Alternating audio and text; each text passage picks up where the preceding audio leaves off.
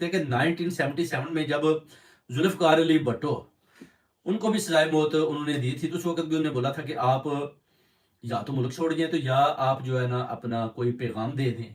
تو انہوں نے بولا کہ نہیں میں نہیں نہ کوئی پیغام دوں گا تو نہ ہی میں ملک چھوڑوں گا. تو ان کو سزا دی گئی تھی اس وقت کے دور میں. انہوں نے شاید ویتنام کا ساتھ دیا تھا اس وقت، اور اس وقت شاید ایک عرب مسلم کنٹری اور اسرائیل کی آپس میں لڑائی ہوئی تھی، جس میں انہوں نے عرب مسلم کنٹری کا ساتھ دیا اور اسرائیل کی مخالفت کی تھی، جس کی سزا ان کو دی گئی. اور انہوں نے پارلیمنٹ اور سینٹ کے سامنے یہ بولا بھی تھا جی کہ مجھے باہر کی طاقتوں سے خطرہ ہے اور وہ مجھے ہٹانا چاہتے ہیں.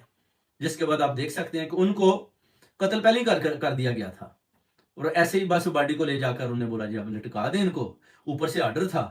تو ذوالفقار علی بھٹو صاحب کو بھی یہی سزا دی گئی تھی. اسی طرح اب انہوں نے عمران خان صاحب کو بھی اسی طرح جکڑا ہوا ہے، پکڑا ہوا ہے کہ چلیں جی خان صاحب پر بھی کچھ ایسے الزامات لگاتے ہیں